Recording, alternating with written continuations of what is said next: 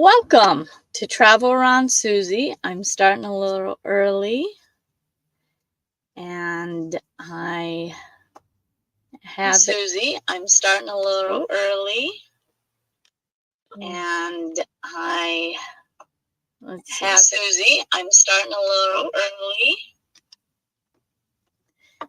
All right, sorry.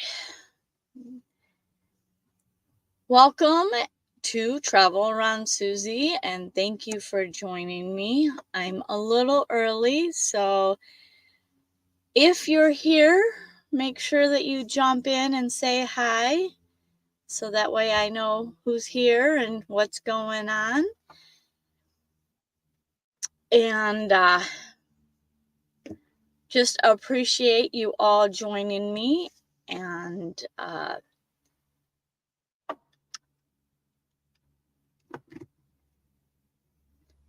I have a new setup.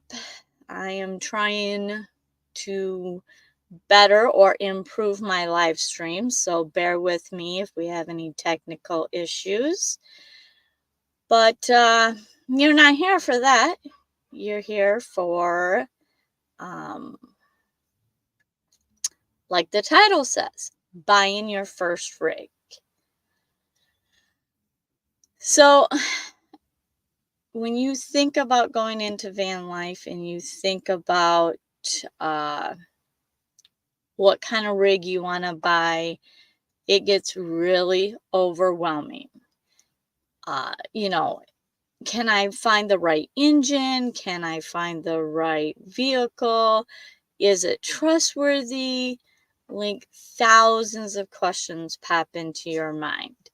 Is it going to be big enough for me? Is it enough space? All these things seem really overwhelming. And I have now been in 3 vehicles. So I've been there, done that. This is my 3rd rig. And I kind of view it like buying a car. Buying a car is expensive. And even nowadays, it's through the roof. So finding that right vehicle, is it safe to be on the road? Do you know? What do you know about it? What don't you know about it? What are the risks? And one of the things that you can do to kind of offset that is educate yourself. Because the best way not to get ripped off or to get into a lot of trouble down the road with repairs is by educating yourself. Knowledge is 10 times better than not knowing. So for an example, you got to go by your budget. Number 1 priority, budget. So what cars fit or what vehicles fit in your budget? If you can afford a huge RV, like a big Class A diesel pusher, I don't have a whole lot of experience in them, but because I don't have no interest in driving one. The places I want to go are more remote, more secluded, kind of off the paved road. I don't have to worry about parking. I don't want to drive that. And that's another thing. What do you feel comfortable driving? I can drive a diesel pusher. Do I want to every day? Do I want to drive it through a huge city like Dallas, Texas, or Atlanta, Georgia? No. So you got to figure out what you are comfortable in. Second of all, that also too, it is easier to find a repair shop that can do vans, cars, minivans. So if you look at your budget and you say, hey, yeah, I can't afford a $5,000 repair, then don't look for a big, huge diesel pusher or, that's going to be a specialty item or specialty, and only certain shops can repair them. I mean, there are some things that any repair shop can fix, but 90% of the time, it is down to just motorhome or, yeah, travel trailer kind of places that actually will be able to repair them. Unless you're very mechanical and you want to get in there and repair it yourself, then, there you go. Parts are going to be harder to find. So going back to a high top van, going back to a minivan, depending on what size, are you solo? Are you with a partner? Are you going to have animals? I know lots of people do it in minivans with animals, which is phenomenal because you actually end up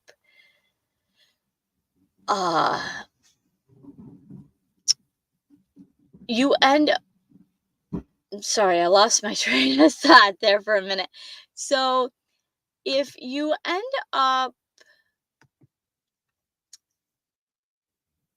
with, an animal, then you've got to have the space for that. So you've got to think about them when buying your rig. And then also too, think about, like I was saying, about the repair shops. If you find, like, for example, if you go into a high top van or a regular size van, if you don't need a high top, then any state, any city, any place that is a repair shop, you're going to be able to find somebody that can work on it. For the most part, unless you get into specialties like VF or VWs, some of them are a little finicky, so some places won't work on them. And so how do you get to know, say we're going to focus on vans, cars, high tops, low tops, and that kind of stuff. Because that's what I'm more comfortable with and that's what I know more about. And I want to give you guys tools going forward. If you're looking to buy one, here is some ideas on to make sure that you educate yourself so you're not being ripped off. One, think about what knowledge you feel comfortable doing. Do you feel comfortable repairing something? If you don't, then it's always going to be a repair item. A shop is going to have to repair it. And a good thing to know about all vehicles, I don't care if it's car, truck, van, even if you put a topper on the back of your truck and drive it out in the middle of nowhere, you still need parts, and most shops can repair any of them vehicles. But if you're not handy and you don't feel mechanically inclined, then you are going to have to, absorb that repair shop or that labor bill. You can educate yourself on what major report or major repairs need to be done with a vehicle. And if you're just joining us, hi, welcome. Thanks for joining. If you guys have a question, make sure you drop it down in the chat. Love to hear your questions. And we're just going over different ways to educate yourself so you know what's the best vehicle for you to buy and how you don't get ripped off, and it will lessen some of your fears when buying a vehicle. So when, for example, when I went to buy this high top, I wanted to always buy under what it is. Or let me explain that. Sorry. Little tongue twisted.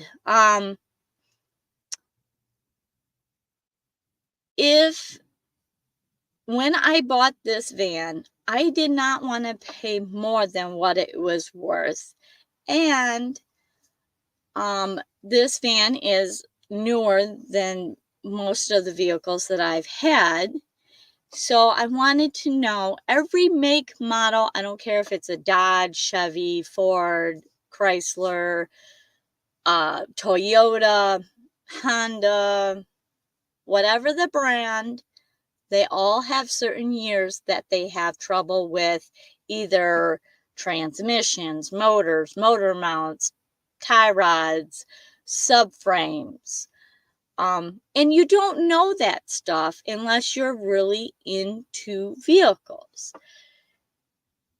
And for the common person, how do you get to know this?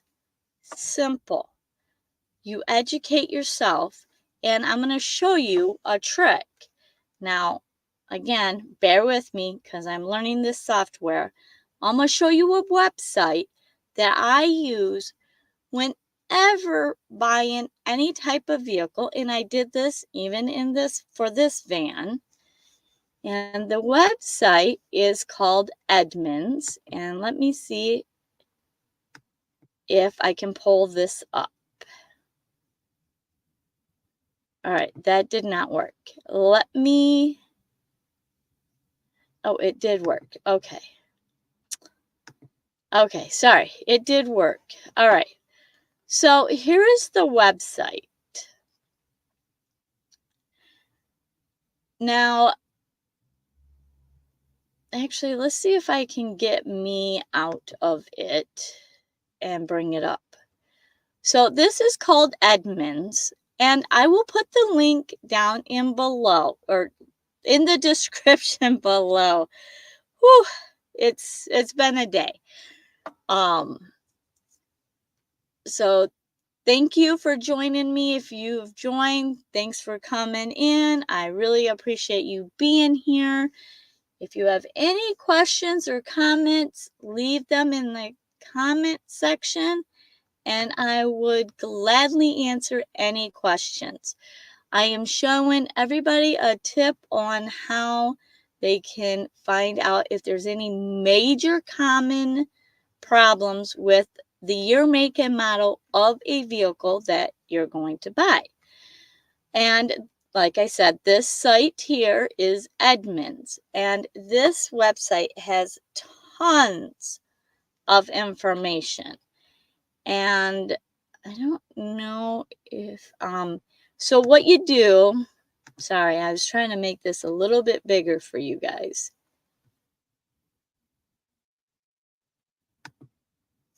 Hang on, let me see if, let me go back here and see if I can get it a little bit better for you. Again, I'm trying to make this a little bit, I'm learning on the go, so forgive me. All right, well, I can't make it any bigger for you. I'm sorry. So let me show you how this works. So you go down here and you select, we're just going to use, we'll do this.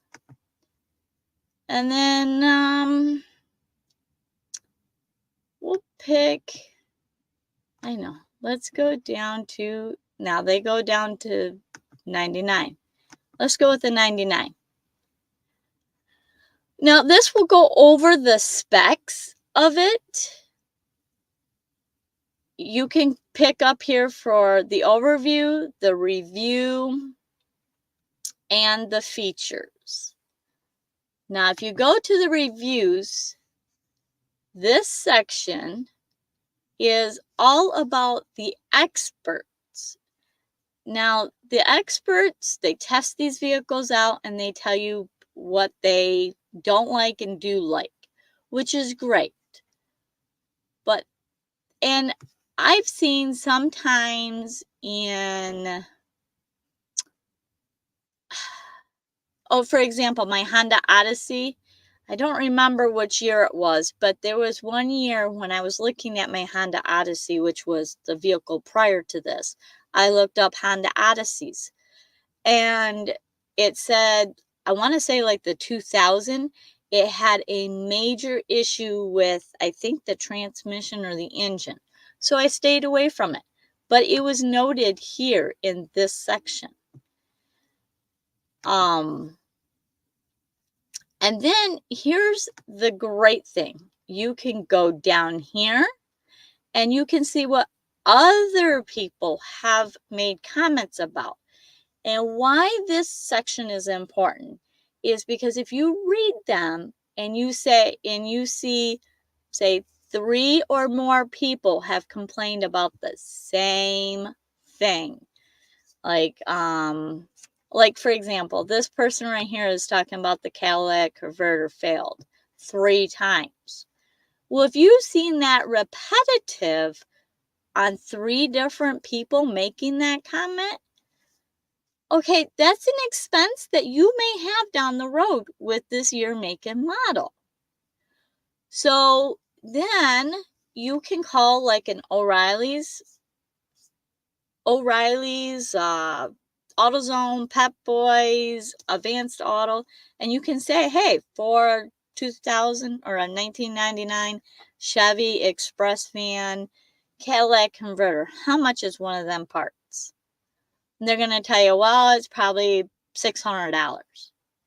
Well, if you can afford that in your budget, it's not a big deal.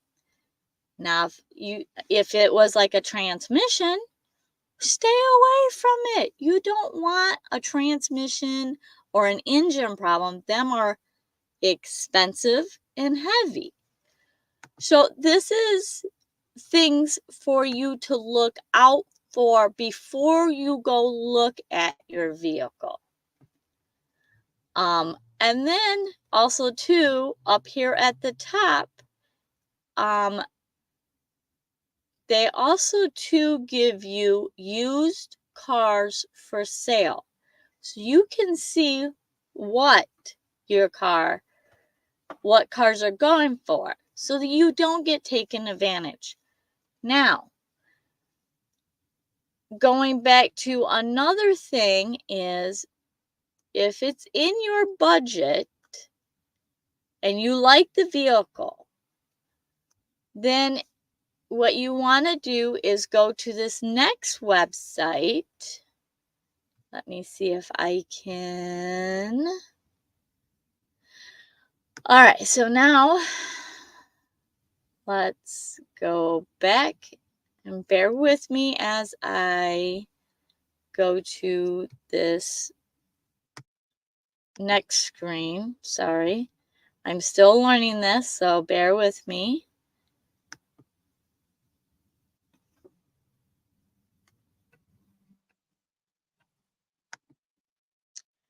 Well, hi there, Nomad Deluxe. How are you doing?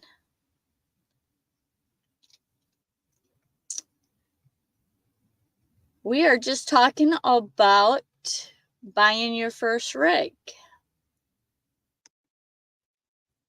And let me see if I can pull up this next site. Sorry, I was in the middle of sharing.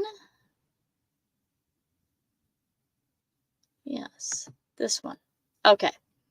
So the next website I have for you in a way to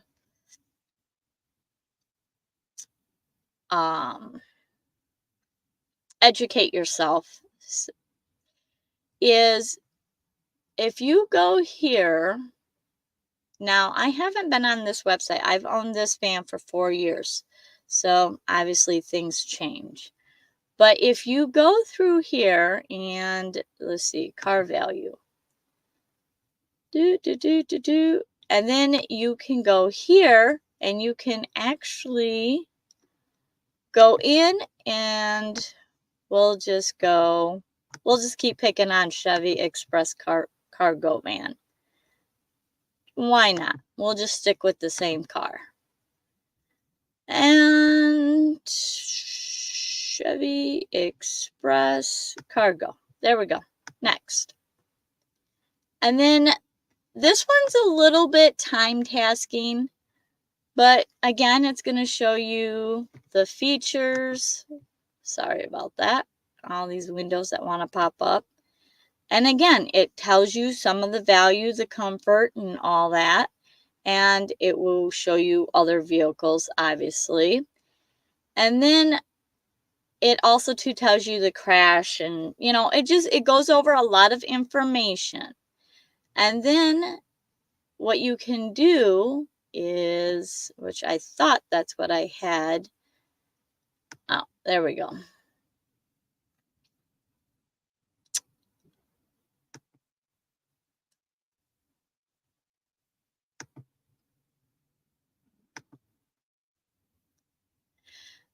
Oh, how did I do this?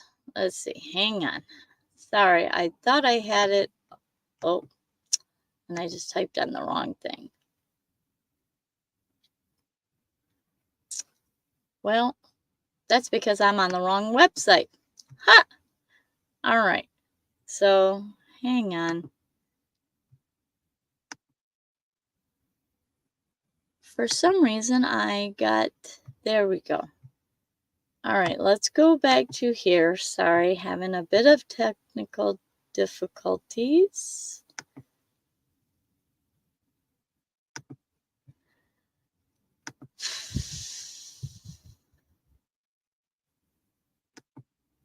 All right. I do not want that. I want...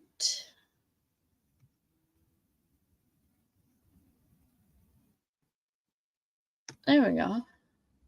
There we go. That's where I was looking for. Geez, OP. And then we're just, like I said, we're going to just keep working on the 99. So the main reason why I'm showing you this website is because if any reason that you get into a car accident, which I don't want that, God forbid that to happen, but it has happened to me. So I want to show you guys a little thing. If you go here,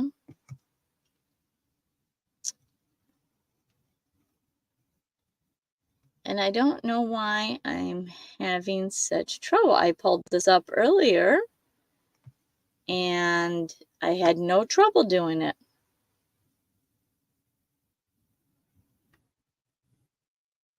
Huh. All right. Well, if you go through here,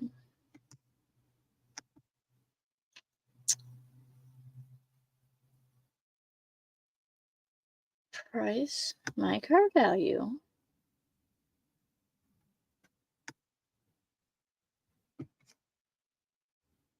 Make and model. Here we go. This is where I was earlier. Okay, sorry about that.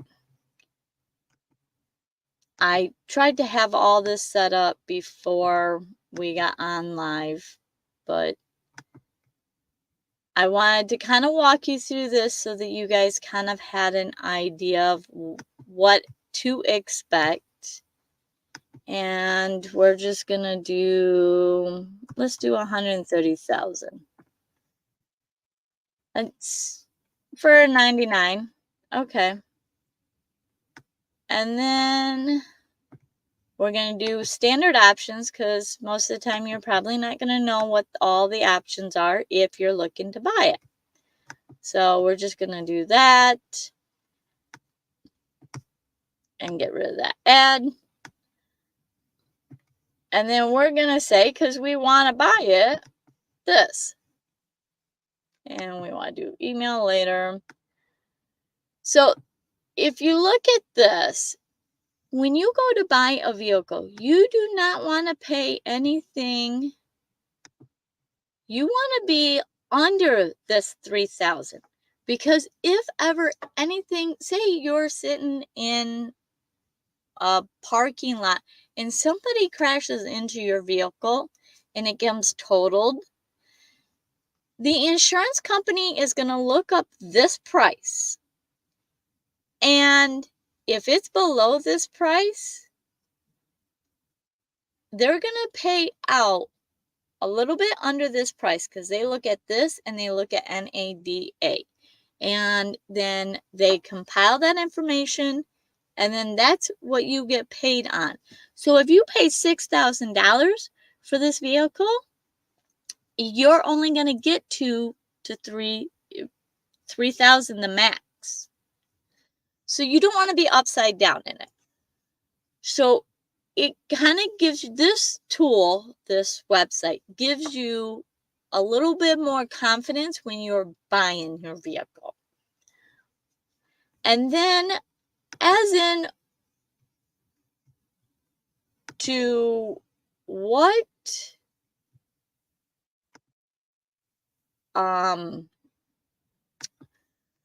so going back to, okay, you've already decided you're going for that Chevy. We're just going to stay with that Chevy, that 99 Chevy, which, you know, it can be anything. Ford, Chevy, Dodge, the Sprinters.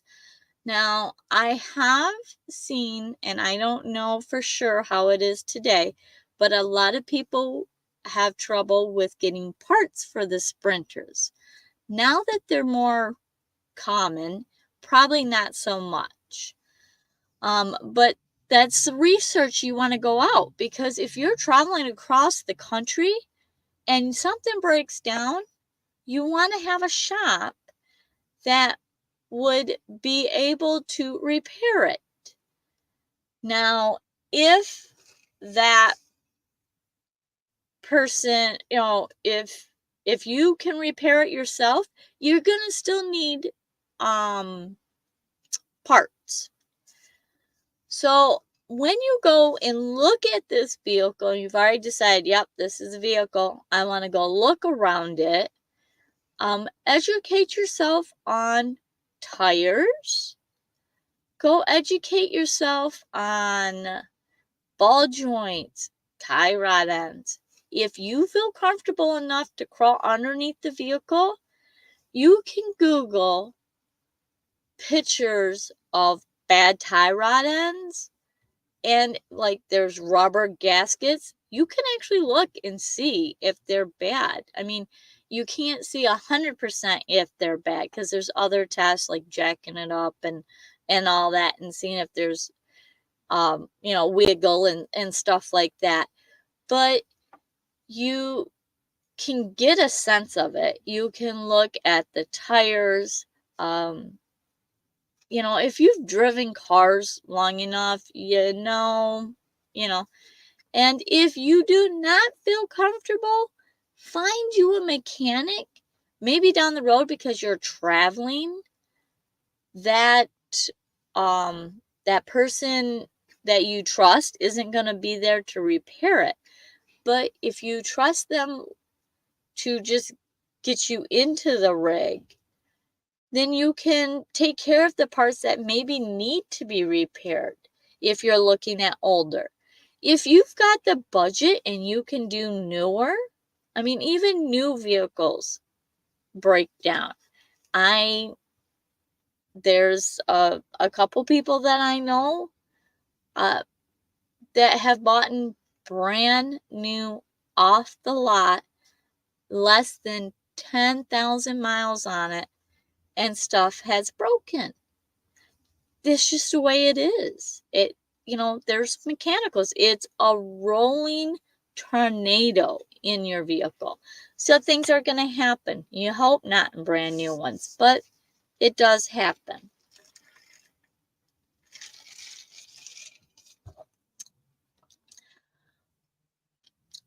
So if you jump in here and you want to ask a question, feel free to ask a question. Let me know that you're on. And I would be interested in knowing, what is one place on your bucket list that you want to travel to? I have mine. I mean, I have about 3 pages, but that is what it is.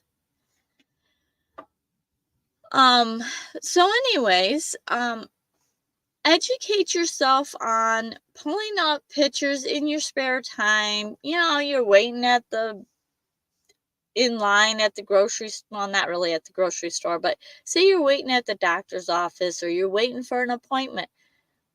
Throw up on your phone and Google, what does tie rod ends look like when they're bad?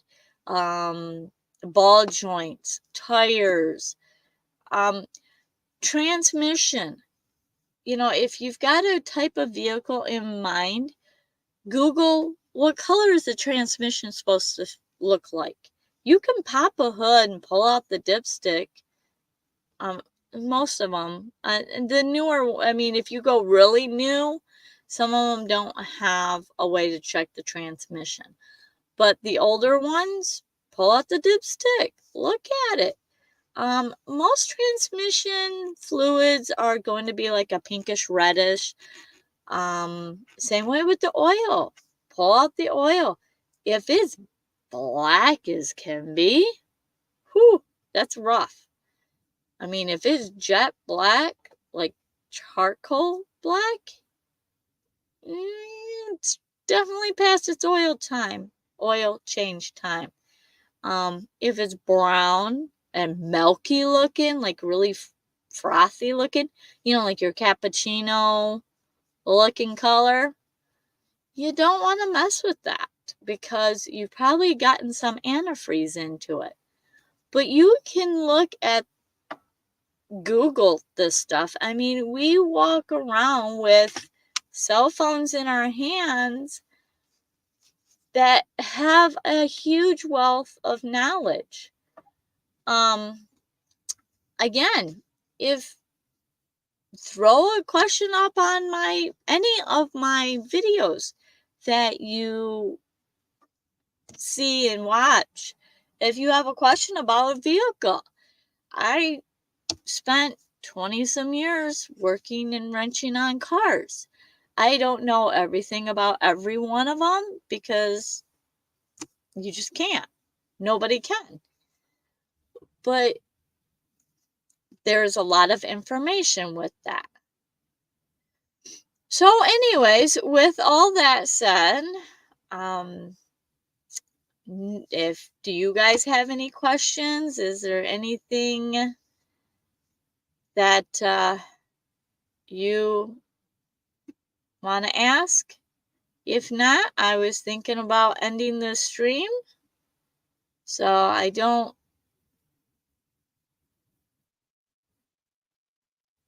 Nope. Well, hopefully that helps you. And the other thing I want to leave you with is the first vehicle that you buy for a nomadic life, whether it be car, van, minivan, a motorhome, a diesel pusher, a truck camper, no matter what, it's probably not going to be your last. And if you're not even for sure this lifestyle is for you, go rent one for a weekend. Try that out. See if that is even something you're interested in. There's a ton of places to rent RVs, vans, Class Bs, Class As, Class Cs, and you can rent it, drive it for a weekend. It's gonna probably be a little expensive, but at least you get to know, can I drive this thing down the road? Is that something, do I want to do a wide turn? You may not want to. So I definitely don't want to do that. I like a big vehicle, but I like the smaller of the bigger vehicles. If you're going to be off-roading, then you're going to think about four-wheel drive.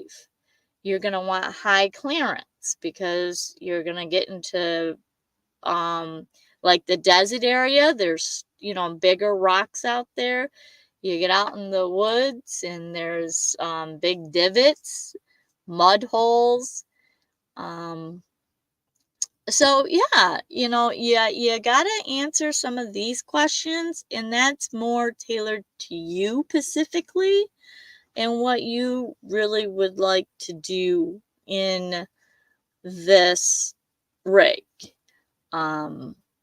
Would I like a 4x4?